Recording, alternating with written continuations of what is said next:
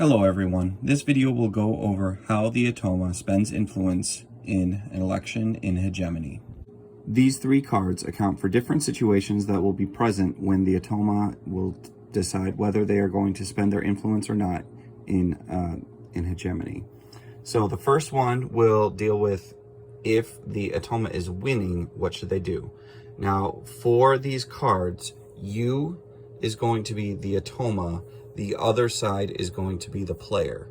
So if the player has the exact influence that's needed to win, then the Automa is going to draw one card and decide whether they're going to spend their influence based on that. So let's say the Automa is the working class player.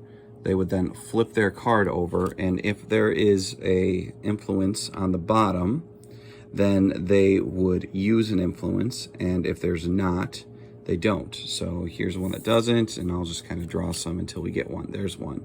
So if this influence symbol is in the corner, then they would add an influence to their stack and make use of it. Whereas, again, if they do not have one in the corner, they would not use it, okay? So if the other side, the player, has more influence than's needed to win, then you would draw X cards, where X is the difference plus 1. So the Automa will draw enough cards that they get one additional one to see if they will make enough influence and spend enough influence to win in that situation. And if the player does not have any influence, they will spend nothing. The second card will be used when the Automa is losing, and the Automa is the only player with extra influence.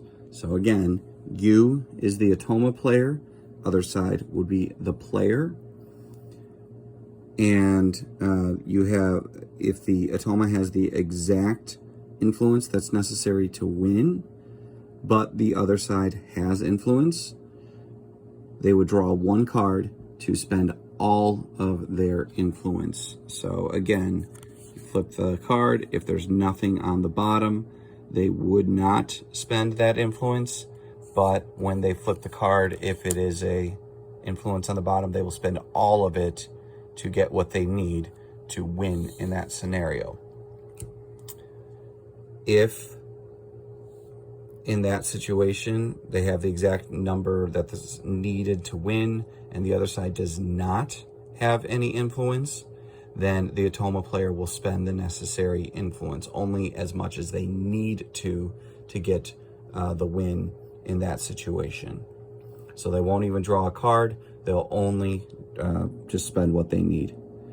If, on the other hand, the Automa has more influence that's needed to win, and the other side, the human player that's going against the Automa, also has influence, they will spend the necessary influence first, then they'll draw X, where X is the total influence of the other side. So they'll get the minimum they would need to win under the current conditions, and then potentially spend extra for what the player might use, or the other Automa, depending on how many are using. They'll spend extra beyond the minimum necessary, which would then require the player to decide whether they want to use extra influence in that situation to try to win the election.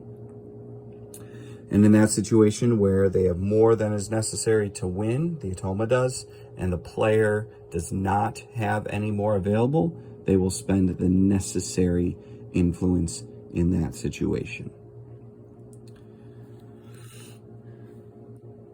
The last card is a scenario where the Automa has influence and other players have influence. So in this scenario, the Automa, your side, not just the Automa player in question, but when adding all the influence, if their side adds up to these situations, the entire side, then they'll respond in whatever way it says so here. So if their side, if the Automa's side, and all the teams that would join them have the exact influence that are needed to win, but the other side going against the Automa has influence, the Automa player will do nothing in that situation. Okay, so then they are reliant on the other players, but the other players would likely not be able to do very much without the support of the Automa. In that situation then, if the Automa side has the exact influence needed to win, but the other side does not have influence, then they'll spend it all. So really this is an all or nothing scenario. And the do nothing, you know, it makes it so that they're not going to spend all of their influence just to get beat by one.